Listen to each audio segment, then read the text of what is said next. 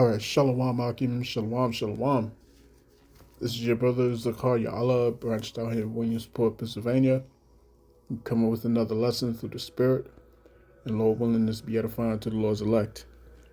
Before I get started with this lesson, I want to give all praise, honor, and glory unto Yahweh, Bahashem, Yahweh Shai, Bahashem, Wachah HaKwadash. Double honors unto the apostles and the elders of Great Millstone who rule well and who teach well. Shalom to the Akim out there that's pushing the truth, that's laboring in the word, and that's pushing the gospel of the great kingdom that's in the come. Shalom to the Akwath that's listening in, that's remaining true to the faith and remaining faithful and submissive to their husbands and guiding their children. And shalom to the hopeful elect of the 12 tribes that scattered abroad throughout the four corners of the earth. To you Israelite foreigners out there who live among the heathen and who look like those heathen nations. But your lineage goes back to the progenitors of the 12 tribes of the nation of Israel through the line of your fathers. Oh, and I want to say peace and blessings to you all, Barakatham. All right. And in this lesson, we're going to look at what is unfolding before us. All right. The time that was prophesied long ago is upon us. All you have to do is watch and look closely. Our enemies are being put in a position to come down with great wrath upon the Lord's chosen people, the Israelites, man. You see what I'm saying? We're in a very tumultuous time. All right, a very pivotal point that we're about to see. All right, while others are in a festive spirit, you know what I'm saying? You look at these other camps out here, IUIC, ISUPK, Genesis, you know what I'm saying? While they're in this sort of festive spirit and holding their Passover with such a lack of solemnity, our adversary is right now on our doorstep. You see what I'm saying? Right on our doorstep, man. And we're about to see a lot of things take place very soon. This is Ezekiel. Let's start it off in Ezekiel chapter 21.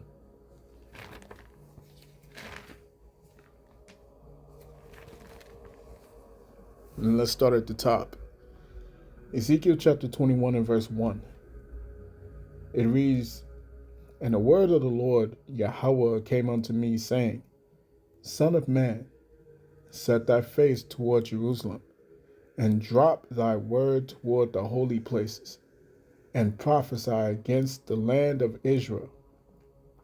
And say to the land of Israel, Thus saith the Lord, Behold, I am against thee, and I will draw forth my sword out of his sheath, and will cut off from thee the righteous and the wicked. Seeing then that I will cut off from thee the righteous and the wicked, all right, therefore shall my sword go forth out of his sheath against all flesh, from the south to the north." All right, verse 5. "That all flesh may know that I, the Lord, Yahweh, Bahashem Yahweh Shai, have drawn forth my sword out of its sheath, and it shall not return any more. Sigh therefore, thou son of man, with the breaking of thy loins, and with bitterness, sigh before their eyes. And it shall be, when they say unto thee, Wherefore sighest thou? That thou shalt answer, For the tidings, because it cometh. And every heart shall melt, and all hands shall be feeble, and every spirit shall faint, and all knees shall be weak as water. Behold, it cometh, and shall be brought to pass, saith Yahweh power." Again, the word of the Lord Yahweh came unto me, saying, "Son of man, prophesy, and say, Thus saith Yahweh, a sword is sharpened, and also furbished. It is sharpened to make a sore slaughter. It is furbished that it may glitter. Should we then make mirth?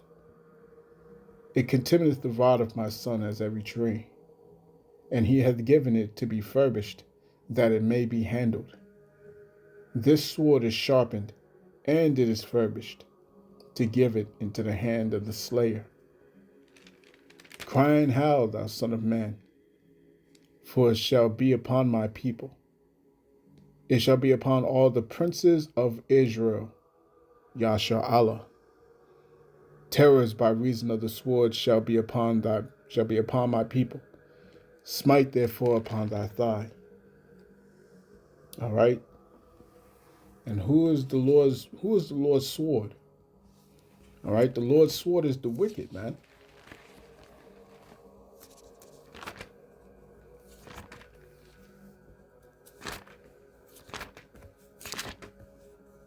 All right, this is Psalms chapter 17.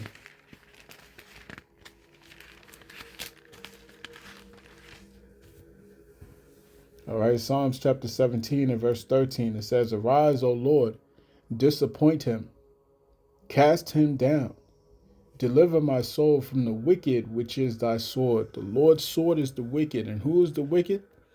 All right, the wicked is Esau, Edom.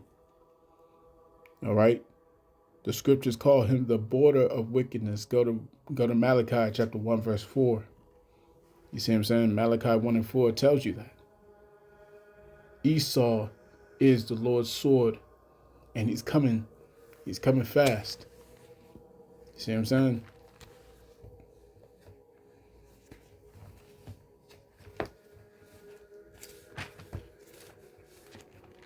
Revelation.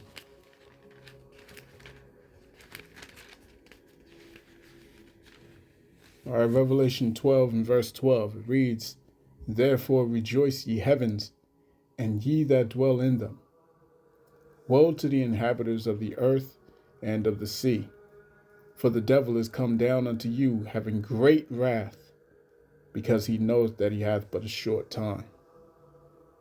You see what I'm saying?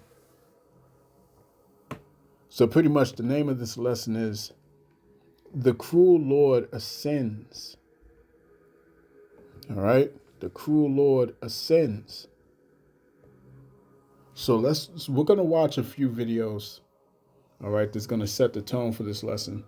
But before I do so, I want to read the Copyright Act disclaimer under Section 107 of the Copyright Act of 1976.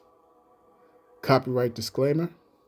It says, allowance is made for fair use for purposes such as criticism, comment, news reporting, teaching, scholarship, and research.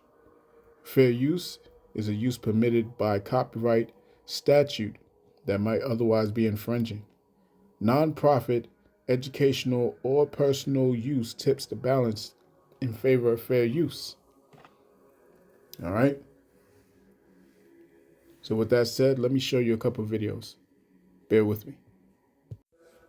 So first the Pentagon threatens the Pope, and then Donald Trump threatens the Pope, and then he releases this. Now, I'm not even a Christian, let alone a Christian theologian, but I'm pretty sure that this is what you would call blasphemy. Donald Trump is making himself out to be Jesus or God or Jesus and God or the Holy Trinity or something. Has got F-16s flying around. I'm not sure what that is. That looks like a demon over there. Some dead soldiers, an American flag. You have literally people praying to him, and then he's healing the sick here. Remember, this is the guy who cut off a lot of funding for, Medicare and Medicaid and stuff. So, I'm pretty sure he doesn't care about healing people. But the question is, what do you guys think? Is this blasphemy, in your opinion? Or is this just him making fun? Not to sound like a hipster or nothing, but I was calling the president the Antichrist long before it was cool or before it became extremely obvious to anyone with fucking eyes. So last night, the president of the United States attacked the Pope. He said that the Pope is weak on crime, which is insane. There's a lot of other crazy things in here. And so then reporters asked him about, hey, why did you just attack the Pope? And President Trump responded by yelling that the Pope is a liberal. And everyone was like, what? The Pope? The leader of the Catholic Church? You think he's a lib? So minutes later, the President of the United States posted images of himself as Jesus Christ. This is a real post by the president. This is an AI image that the President of the United States posed of himself. I guess he's healing his best friend because he wants to go back to the island. But here's the one question I have, real fast. If he isn't the Antichrist, then what the fuck is that? Like, what is that? Like, that's insane. I know that AI hallucinates, right? It can hallucinate the President of the United States as Jesus Christ healing people. But, like, that's a fucking demon. Are you saying you're going to bring in demons? Trump has done this before, mind you. He posted images of himself as the Pope. Remember that? Remember he posted a picture of himself as the Pope right after Pope Francis died. He also posted pictures of himself as a gold statue on top of rubble and children's graves in the Holy Land. And then he posted pictures of himself in a war criminal drinking martinis on top of those children's graves. But that's a different thing, right? That's a different thing. And by the way, when I heard the news that Trump had insulted the Pope, this is what I was wearing. Yeah, you've met me at a very Catholic time in my life. We've got outrage here with a lot of people mad at Trump over this post that you see on the left, depicting himself as being the Messiah, healing someone. And this was in response to an argument basically with the Pope, where he was saying that the Pope isn't much of anything. Basically, he's only in there because Trump's president, letting his ego fly as he always does. And the Pope responding not happy. Other people responding not happy to the image en masse. What's left of his fractured base is coming out, and just, they're kind of flabbergasted, it seems. People can't believe that they're seeing this, and there's no excuse for it. Now, when you dive into this further, this shows a dark entity above him and behind him, like over his shoulder, as you can see right here. This dark entity looks to have wings, and he has 3 horns on his head, not a halo. Now, considering horns, this ties into biblical prophecy big time. Some people liken the imagery to the warning in Daniel 7, which describes a rising ruler who overthrows 3 kingdoms or kingdoms as he gains power. 3 kings or kingdoms as he gains power through the biblical text. And it goes on to mirror, you have Daniel 7 and then you have Revelation. But you consider the horns, and behold, there came up amongst them another little horn, and 3 of the first horns were uprooted before it. That reads Daniel 7:8. 3 horns subdued in Revelation. This is wild. The little horn that we've spoke of over and over again, and now you have this, basically a confirmation with this 3-horned entity behind Trump, their Gentile Messiah. They call him that. All right? So the ego on overload here, and I'm going to tell you, the outrage has exploded from the people out there. This goes deep.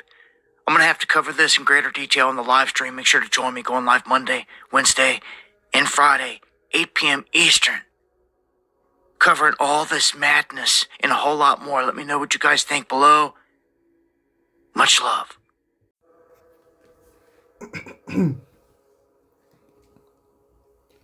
All right, this is Proverbs. Proverbs chapter 6 and verse 18. Pride goeth before destruction, and an haughty spirit before a fall. All right.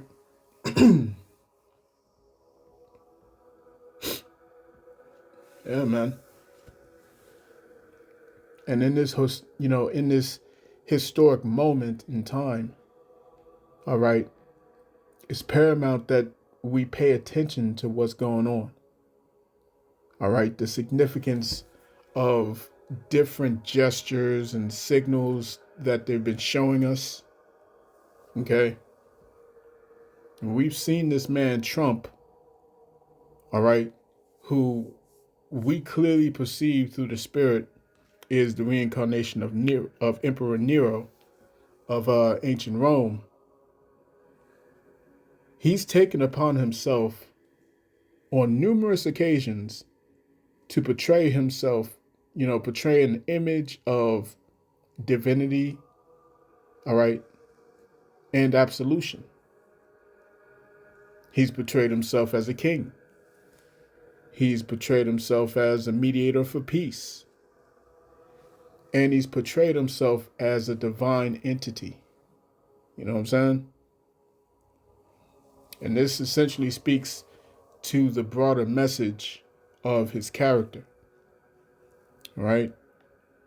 His character can be seen as prideful, can be seen as it can be seen as hubris. You know what I'm saying? Pompous. Like the scriptures say, thy pomp is brought down to the grave. See if I can get that real quick. Isaiah chapter 14. All right, let's go there.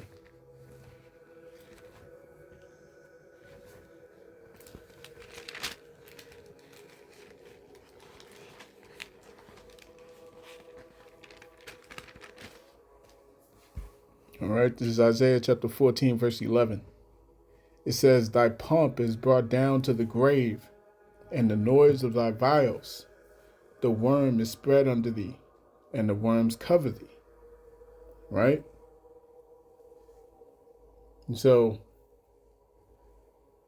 this does speak to his to his behavior, you know what I'm saying? His character, his demeanor. All right. But this, when you think about it, because this guy exudes pride, he exudes all type of stuff, man. That's why I got the precept, man. Pride goes before destruction, man, and a haughty spirit before a fall. You know? And the pride is it's on astronomical levels right now. You know what I'm saying? It's at its highest peak. And this is how you know that the destruction is coming. It's right around the corner. The destruction is right around the corner, man, because the pride has reached to the heavens. You see? The same way it was dealt with Nebuchadnezzar. All right, Nebuchadnezzar was at the height of his pride. And that's when the Lord brought him down.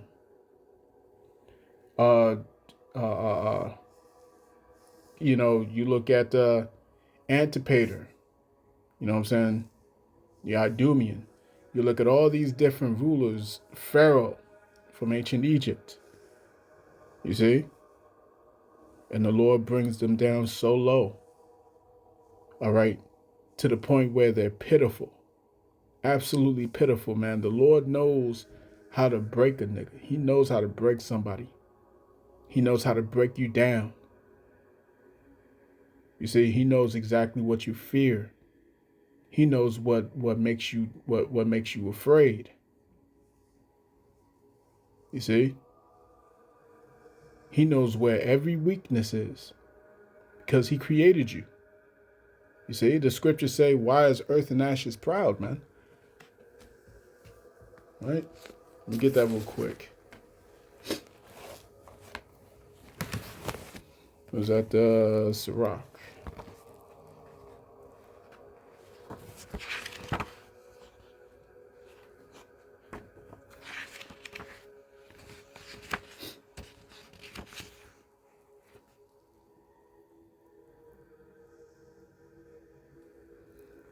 All right, this is Sirach chapter 10 and let's start at verse 7. Sirach 10 and 7, it says, pride is hateful before the Most High and man. Pride is hateful before the Most High and man, and by both doth one commit iniquity. Because of unrighteous dealings, injuries, and riches got by deceit, the kingdom is translated from one people to another. Why is earth and ashes proud? There is not a more wicked thing than a covetous man. For such an one setteth his own soul to sale, because while he liveth, he casteth away his bowels. Right? But this is more, this is more than just him. All right? This is more than just him. It speaks directly to the ruling class who controls this man. You know what I'm saying? The Rothschilds, the Rockefellers, the Warburgs, the Gettys, the DuPonts, Oppenheimers, and the list goes on. 13 families. All right? This man is a small fry in comparison. All right? He's nothing more than a puppet. You know what I'm saying? This is the hidden hand, if you will. And unlike the masses, the people who narrowly focus on the puppet that's set before them, we're different. We, the prophets, beginning with our apostles, bishops, and elders of Great Millstone on down, all right, we, the prophets, we focus on the enemy at the very top.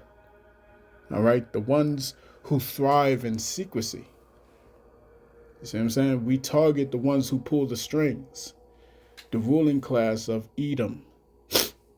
This is why the prophets are so feared by the elites, even if they refuse to admit that. You know what I'm saying? This is Isaiah chapter 13, verse 1. It says, the burden of Babylon, which Isaiah the son of Amos did see. Lift ye up a banner upon the high mountain. Exalt the voice unto them. Shake the hand, that they may go into the gates of the nobles. And that's what the prophets have done. Okay, that banner goes into the scriptures. Okay, the ordinances. All right, the oracles of the Heavenly Father. And we was to speak this thing upon the high mountain. That high mountain is the government, and that government is of America. All right, the chief mountain over all the mountains, man. The whore that sitteth upon many waters. See what I'm saying? We lifted up that banner to the high mountain. You know what I'm saying? We exalted the voice unto him. We spoke out there on the highways and hedges. You see, to the common man, we're nothing more than an annoyance. We're an inconvenience. That's all we are to the common man. But to the elites, to the ones that hold trillions of dollars in assets, we truly are a threat. You see what I'm saying? And this is exactly why they're going to come down the way they're going to come down on us. You see what I'm saying? And it has gone to the gates of the nobles, man. So they know about us. All right? They've been planning for many years on how to deal with us. They knew that the moment they would see us, that the clock would be ticking. You know what I'm saying? So everything's falling into place, man. This dude, Donald Trump, is that cruel Lord that's spoken by the prophet Isaiah, man. He is that cruel Lord.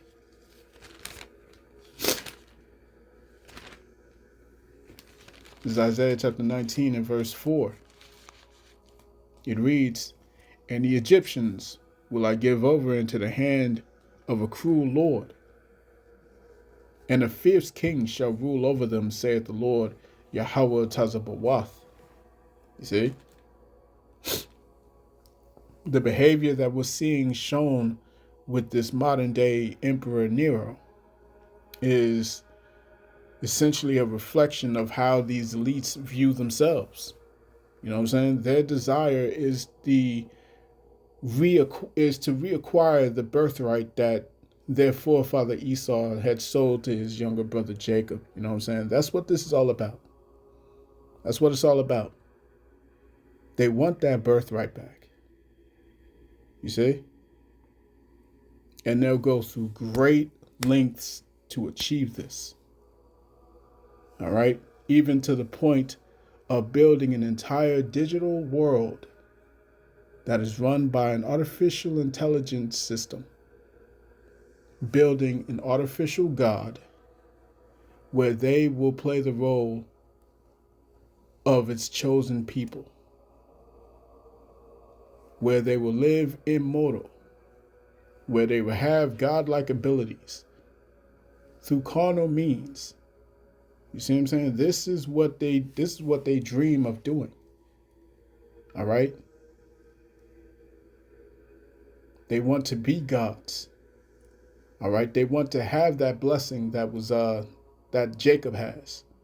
All right? And it was allotted to Jacob from the very beginning.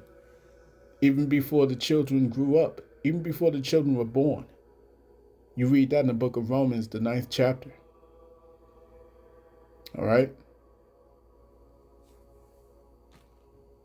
To this end, they're going to seek to finish the job that Esau started, man. In order to get this birthright, they're going to finish what Esau started and eradicate the descendants of Jacob. You so-called Negroes, Latinos, Native Indians, Hispanics, Seminole Indians, man, and you Israelites that have been scattered throughout the four corners of the earth, whose lineage goes back to these people through your fathers, man. You see? Let's go to Daniel.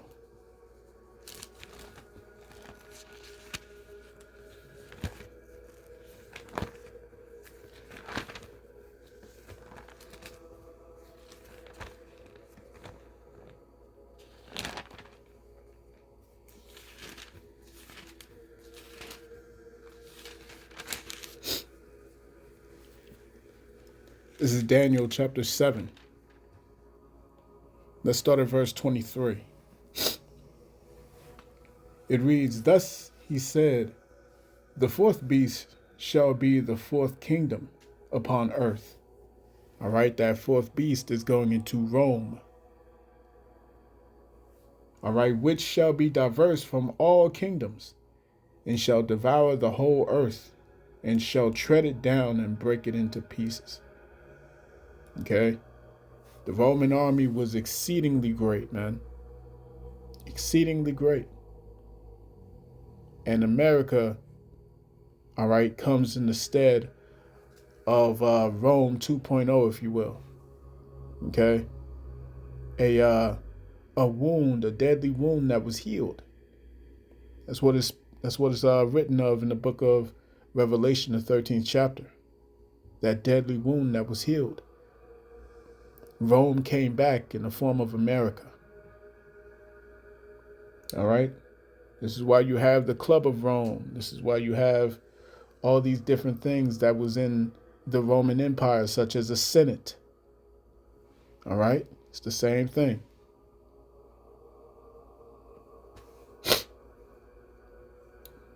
Let's go to verse 24. It says, "And the 10 horns out of this kingdom are 10 kings that shall arise, and another shall rise after them, and he shall be diverse from the first. And he shall subdue 3 kings." All right, those 3 kings that were subdued when America was being established, those 3 kings that were subdued were the Spanish, the French, and the British. Okay?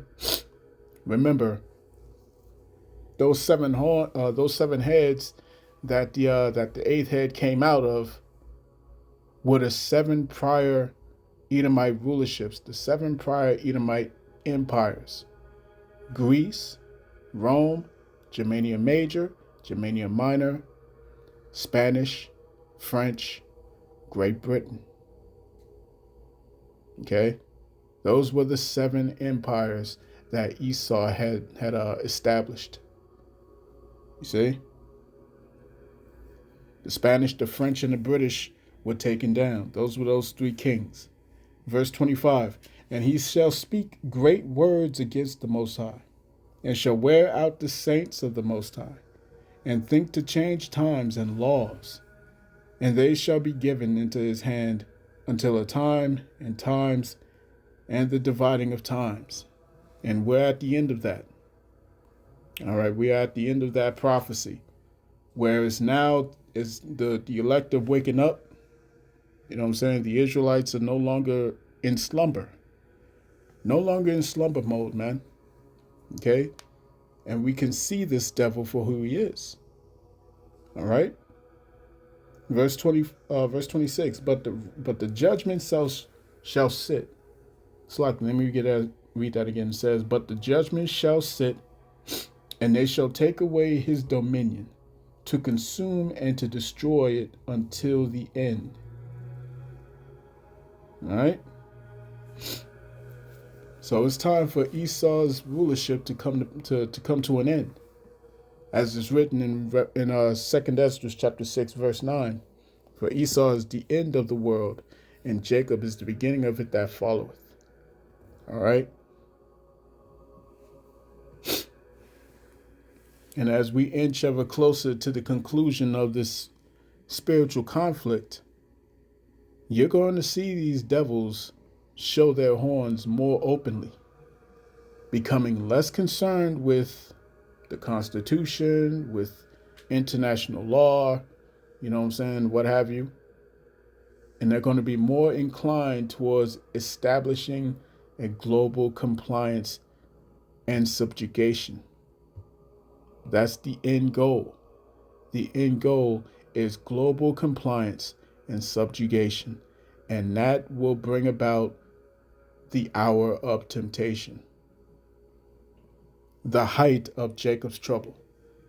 And we're about to see it. We're at the door. We're right at the door, man. So let's end this off. Let's go to 2 Thessalonians.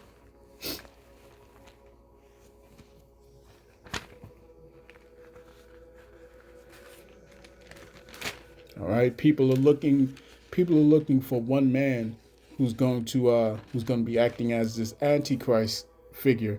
It's not one man. It's not one man. The scriptures say that there are many antichrists. All right. But this is 2 Thessalonians chapter 2. Let's start at the top. It says, now we beseech you, brethren, by the coming of our Lord Yahushua HaMashiach, and by our gathering together unto him, that ye be not soon shaken in mind, or be troubled, neither by spirit, nor by word, nor by letter as from us, as that the day of the Lord Yahushua HaMashiach is at hand. Let no man deceive you by any means, for that day shall not come except there come a falling away first, and that man of sin be revealed, the son of perdition. And that goes into these Edomites as a whole. Verse 4, who opposeth and exalteth himself above all that is called God, or that is worshipped, so that he, as God, sitteth in the temple of the Most High, showing himself that he is the Most High. Remember ye not that when I was yet with you, I told you these things?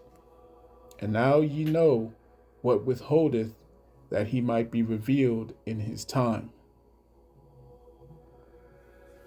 For the mystery of iniquity doth already work. Only he who now letteth will let until he be taken out of the way, and then shall that wicked be revealed. And then shall that wicked be revealed, whom the Lord shall consume with the spirit of his mouth, and shall destroy with the brightness of his coming. See what I'm saying? So that's been the lesson, man. A cruel Lord ascends. So this has been your brother Zakaria Allah, branched out here in Williamsport, Pennsylvania. I pray this lesson was edifying to the elect, to the nation of Israel. In closing, I want to give our praise, honor, and glory unto Yahweh, Bahashem Yahushai, Bahashem Chahak Wadash.